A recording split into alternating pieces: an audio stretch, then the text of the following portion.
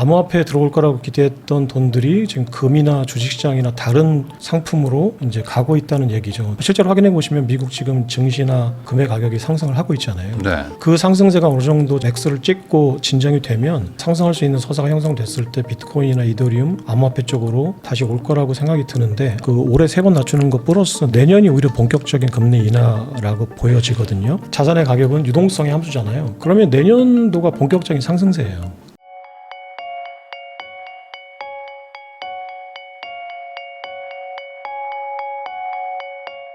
안녕하세요. 부익남TV의 부익남입니다. 오늘은 비트코인 전문가이시죠. 김창익 대표님 모시고 최근 코인 시장에 대해서 이야기 한번 나눠보도록 하겠습니다. 대표님 안녕하세요. 네, 안녕하세요 대표님. 네. 요즘에 그 비트코인이 조금 빠졌다가 다시 좀 회복을 했는데 요 사이에 뭐 알트코인이 엄청나게 또 막 네. 회복하고 그래가지고 요즘 코인 시장도 생각보다 괜찮다 뭐 이런 얘기들도 막 돌더라고요. 네네. 그래가지고 요번에 또 금리도 인하된 그런 걸 겸해가지고 대표님 한번 모시고 이야기 나눠보려고 합니다. 우선은 요즘 비트코인이 회복한 다음에 한 1억 6천 여기서 막 왔다 갔다 하고 있는 네네. 것 같은데 네네.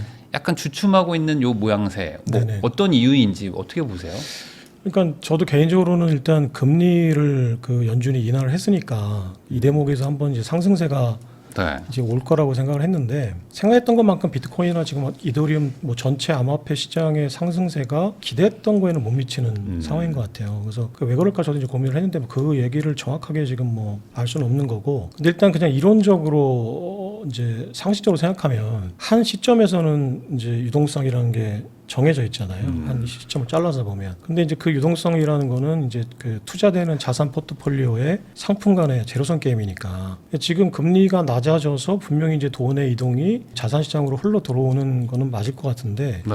흘러 들어온 총액이 어떤 포트폴리오들로 이제 분배가 되느냐의 문제에서는 뭔가 이제 기대했던 거하고 다른 양상이 벌어지고 있는 상황인 것 같아요. 그러니까 쉽게 얘기해서 암호화폐에 들어올 거라고 기대했던 돈들이 지금 금이나 주식시장이나 다른 상품으로 이제 가고 있다는 얘기죠. 그러니까 왜냐하면 확인해 보지 않더라도 돈의 량은 정해져 있는데 비트코인이 올라가지 않는다. 그럼 지금 다른 게 분명히 올라가고 있을 거예요. 네. 실제로 확인해 보시면 미국 지금 증시나 금의 가격이 상승을 하고 있잖아요. 네. 금이나 이제 미국 증시 주식이 상승하는 어떤 다른 이야기들이 지금 쓰여지고 있는 거라고 생각해요.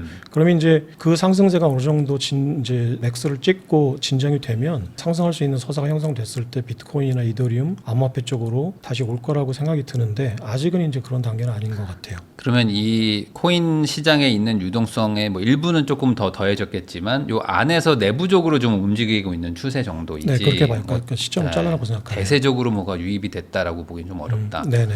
그 말은 반대로 얘기하면 현재 이 코인 시장에 뭐 유의미한 어떤 호재라든지 뭐 이런 게 없는 좀 조용한 시장 분위기다. 뭐 이렇게 봐야 될까요? 지금 원래 코인 시장에서 기대했던 가장 큰 어떤 대형 이벤트가 트럼프가 처음에 이제 행정명령으로 약속을 한 것처럼 그러니까 세금 중립적인 방법으로 비트코인을 사는 준비금으로 사는 그 이벤트가 하나 있었고 금리가 이제 대세 하락을 할 거라는 그래서 유동성이 이제 대폭 증가할 거라는 어떤 그런 기대감들이 이제 맞물리면 올해 하반기 그리고 또 이제 4년 그 주기설의 어떤 대세 상승기라고 기대했던 그 국면이 이제 10월, 11월 정도에 이제 맞물리잖아요. 그러면은 이제 비트코인이나 이제 암호화폐가 크게 상승할 거라고 생각했는데 일단 두 가지는 지금 이제 사람들이 혼란스러운 상황인 것 같아요. 일단 트럼프가 그 비트코인을 준비금으로 사는 거가 현실화 될 거냐. 네.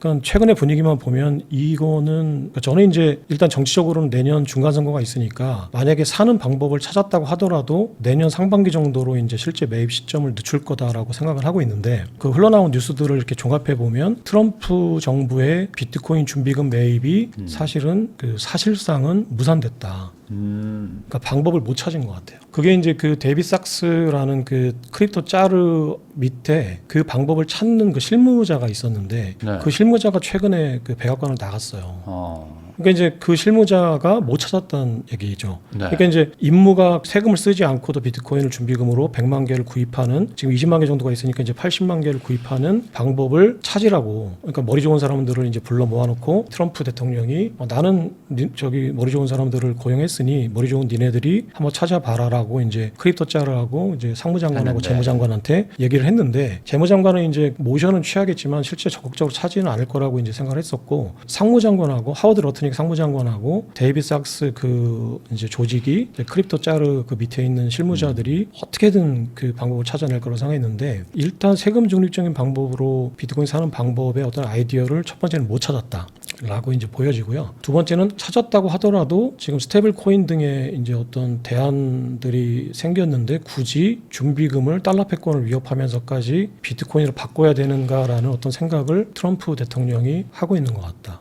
라는 생각이 들어요. 이거는 이제 뇌피셜인데 네. 이제 어쨌거나 그런 생각이 들어요. 그 실제 팩트는 세금 중립적인 방법으로 비트코인을 사는 방법이 어쨌거나 아직은 공표되지 않았다. 네.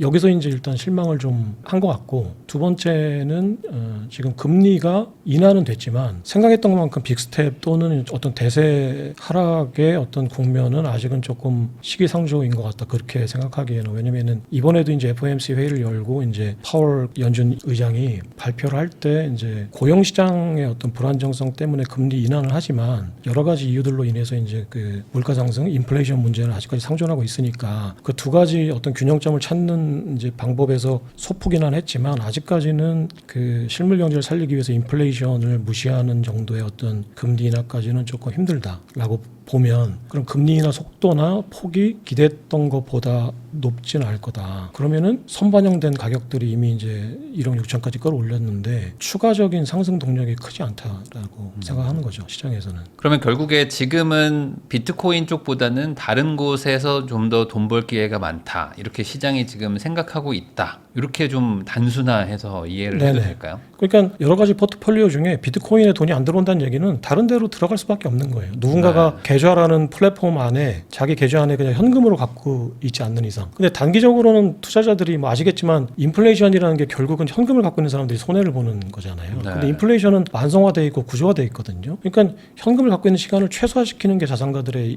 일차적인 이제 기본값이에요. 기본기예요. 내 지갑 속에 현금을 들고 있지 않는 이상은 어떤 자산인가에는 분명히 넣어놨을 텐데 그 자산이 지금 비트코인이 아니라면 주식이나 금이나 뭐 다른 거겠죠. 네. 그러면 그쪽에서도 어느 정도 이제 유동성이 막 공급이 돼서 가격이 오르면 좀 가격에 대한 부담이 있을 것이고 상대적으로 그때쯤 가면 코인이 좀 싸 보인다 하면서 네네. 다시 올 수 있다. 맞아요. 그러니까 다른 거에서 일단 시세 차익 실현을 하게 되면 그 차익 실현을 한 돈이 어딘가로는 또 이제 순환해야 되는데 그 차례가 이제 금리 실제로 11월 달에 이제 금리를 한 번 더 인하하거나 아니면은 인플레이션에 대한 위험보다는 실물 경제 침체에 대한 위협이 더 크다는 서사가 이제 형성이 돼서 인플레이션을 좀 감수하더라도 경기를 살리기 위해서 이제 QE를 해야 된다. 이제 돈을 풀거나 금리를 낮춰야 된다라는 이제 그 서사가 이제 대세가 되면 아마 무섭게 오를 거라고 생각은 해요. 왜냐면은 희소성이 있고 어딘가에는 가치를 저장해야 되는데 그게 이제 쏠리는 이제 구조를 갖고 있어서 분명히 쏠리게 되면 이제 대세 형성할 거라고 보는데 아직까지는 이게 이제 그 유동성이 크게 증가할 거라는 어떤 확신이 이제 지금 투자자들 사이에서 없는 것 같아요. 이번에 금리 인하하면서 한 2번 정도 더 내릴 수 있다라는 어떤 내용들은 있었는데 그 정도 한 3번 내리면 상당히 그래도 유동성에는 좀 공급이 많이 되는 거 아닌가요?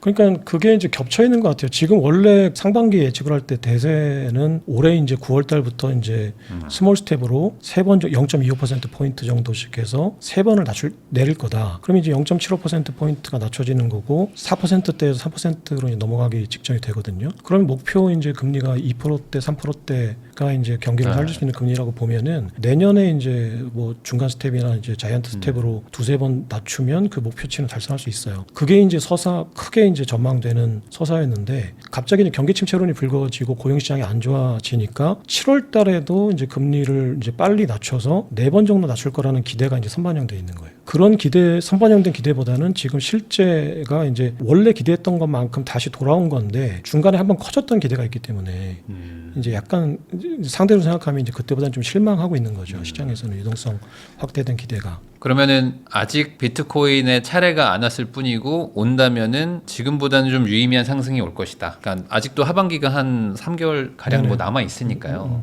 아직 뭐 좀 더 상승 여력이 여전히 많다. 올해 안에도 이렇게 네. 좀 보세요. 아니면 내년까지 좀 봐야 된다. 저는 그냥 그 올해 3번 낮추는 것 플러스 내년이 오히려 본격적인 금리 인하라고 보여지거든요. 그리고 지금 여러 가지 이유로 경기 침체에 대한 지금 두려움이 이제 커지고 있어요. 그러니까 전문가들 사이에서도 그렇고 네. 실제 시장에서도 이제 그게 이제 반영이 돼서 이제 대공황 얘기까지 나오니까 근데 구조적으로 대공황은 사실은 이제 주기적으로 이제 발생할 수밖에 없는 거거든요. 지금 자본주의 경제는 그게 내재화돼 있는 상황인데 그게 이제 조정을 잘 하고 관리를 잘해서 언제 어느 정도 충격으로 올까를 이제 약화시키는 게 이제 관건이지. 사실 공황이라는 건 우리가 부지불식간에 지나간다고 하더라도 사실 오거든요. 공황이라는 게 이제 구매력이 약화돼서 이제 생산되는 거를 소비하지 못할 때 공황이 이제 초과 생산이 공황이라는 의미인데 언제든지 올 수밖에 없어요. 특히나 지금처럼 이제 AI나 이제 휴머노이드가 이제 보편화가 돼서 기술력 이게 이제 산업혁명보다 훨씬 더 큰 기술력의 상승이거든요. 그러니까 생산성이 비약적으로 상승하는데 생산성이 비약적으로 상승하게 되면 생산력은 증가하는데 이게 부가 쏠리게 되거든요. 구매력이. 그러면은 누군가는 이제 그 생산력으로 생산된 제품도 사줘야 되는데 못 사줘요.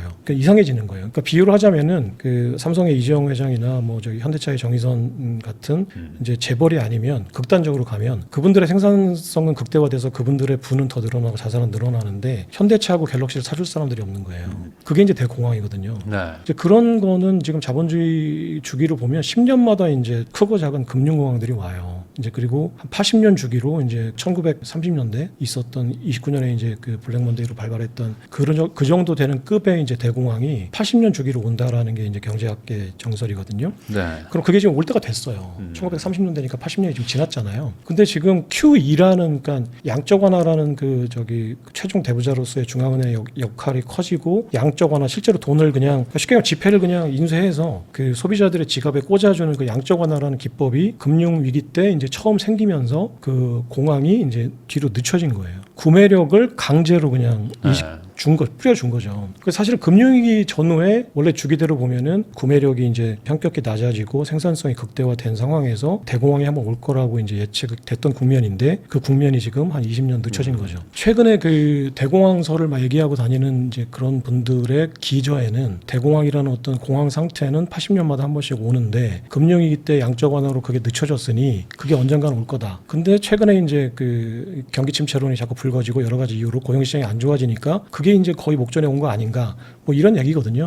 근데 그 얘기는 사실은 뭐 누구나 할 수 있어요. 그러니까 경제학을 조금이라도 공부한 사람들은 온다라는 얘기는 할 수 있는데 그럼 언제 어느 정도 세게로 오느냐 이거는 사실 누구도 모르는 거예요. 만약에 그거를 정확히 자기가 예측해서 얘기한다고 하시는 분의 얘기는 100% 거짓말이에요. 그걸 아무도 몰라요. 네. 그러니까 그러면 금리의 인하 주기로 보면 금리 인하는 본격적으로 내년이에요. 그러면은 유동성 지난번에도 이제 한번 설명을 드렸던 것 같은데 자산의 가격은 유동성의 함수잖아요. 그러면 내년도가 본격적인 상승세예요. 그 비트코인 암호화폐. 네. 네. 그러면은 지금은 좀 안 올라가는 것 같아 보여도 아직 뭐 조금 더 여력은 충분히 있다. 네. 근데 방금 말씀해 주셨던 어떤 그 경제 위기나 이런 침체에 대한 우려, 이런 우려가 지금 금에 많이 가 있는 것 같아요. 말씀하셨던 비트코인의 그 역할을 사실 금도 할 수 있는 거니까 금 쪽이 지금 가격이 엄청나게 상승해 있는데 여전히 더 좋게 보는 분들도 많더라고요.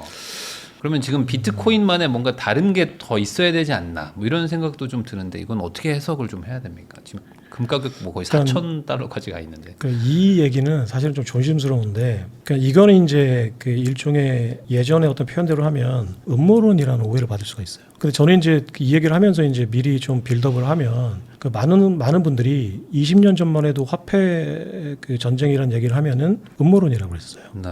일루미나티나 뭐 프리메이슨이 있는 거 실제로 있는 거냐, 뭐 연준이 무슨 저기 민간 기업이냐 이런 얘기를 하셨거든요. 네. 로스차일드 가문 얘기하고 하면 근데 실제로 다 존재하는 얘기라는 거를 이제 지금 사람들이 알죠. 근데 이제 그런 걸 떠나서 화폐라는 어떤 패권의 문제를 가진 그 대상들을 투자를 할 때는 극단적으로 보수적으로 판단을 해야 된다고 생각해요.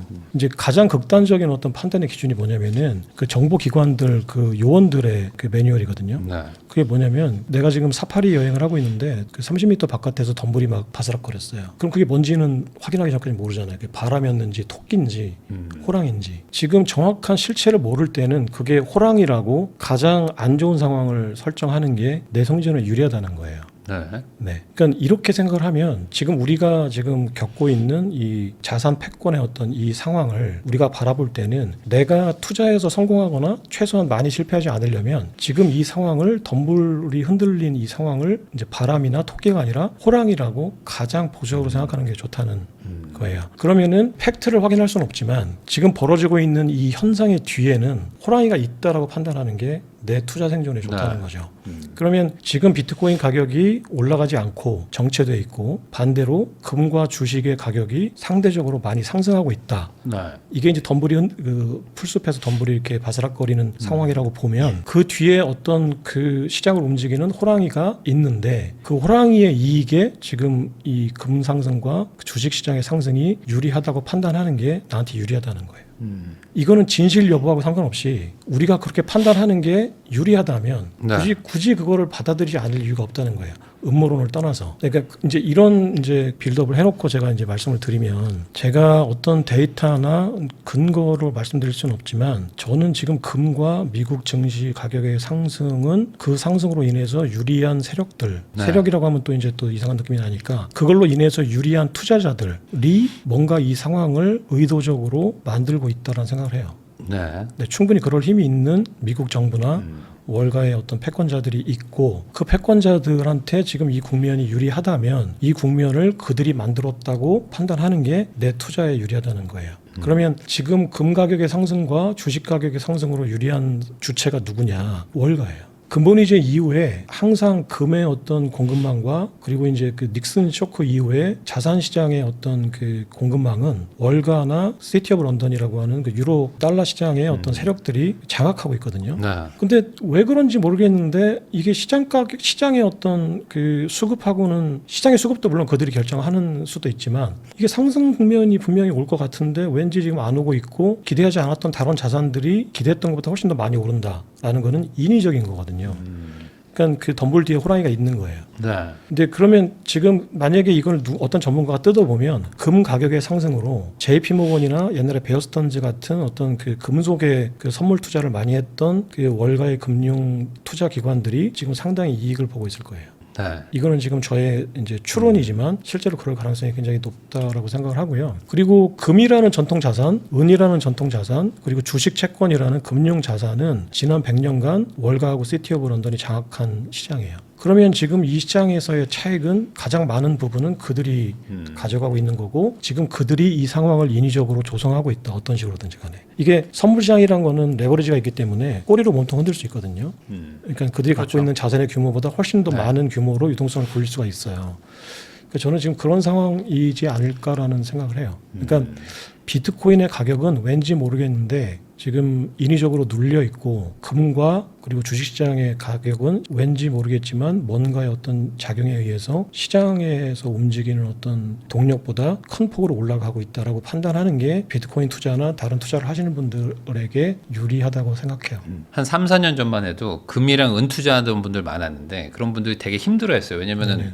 이거 아무리 봐도 올라가야 될 타이밍인데 안 올라가는 거예요. 그래가지고 그거 투자하고 있으면 약간 미련하다고 막 뭐라고 하는 분들이 있었는데 지금 뭐 엄청나게 올라갔잖아요. 네네네. 뭐 몇 배씩 올라가는 네네. 거 보면 결국에 가치를 아무리 눌러도 나중에는 본래 가치로 이제 찾아간다. 그 속도의 차이가 있을 뿐이다. 그렇죠. 그러니까 자산시장 전체로 보면은 모든 투자 상품은 실물 자산이 아닌 거. 우리의 그냥 금융 투자 상품은 그 여러 가지 포트폴리오잖아요. 그럼 이거는 순환해요. 어떤 거에서 시세 차익이 발생하면 B로 옮겨 타고 B에서 시세 차익이 발생하면 또 C로 옮겨가고 그게 계속 순환하는데 궁극의 저장소는 이제 그 중에서 가장 전통적인 금, 은이고 네. 미국의 채권이고 지금 이제 그게 디지털화된 이제 비트코인이나 이제 지금 이제 서사가 만들어지고 있는 이더리움 정도가 그 역할을 순환하는데 가장 최종착지이고 그 중간에서 계속 이제 순환하는 거죠. 그걸 기술적으로 누군가는 이제 활용해서 돈을 더 많이 버지는 거고.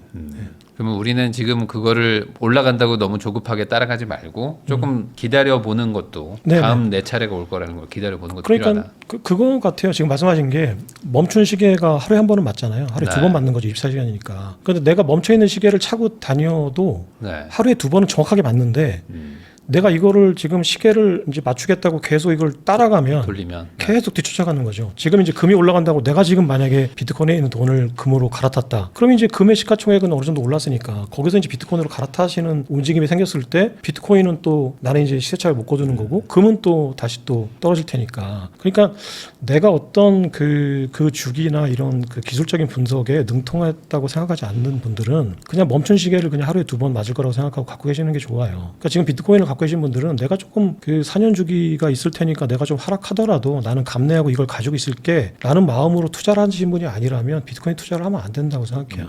요즘에 삼성전자 엄청 올라가는데 그 삼성전자 그냥 가지고 계셨던 분들은 또 많이 회복했는데 네네. 괜히 그거 중간에 먼저 회복해보겠다고 막 왔다 갔다 하셨던 분들은 여전히 회복 그렇죠. 못한 경우도 네네. 많거든요. 네네. 그러니까 미리 내가 사놓은 거를 좀 믿고 갈 필요도 있다. 네네. 이렇게 좀 얘기해 주신 것 같습니다.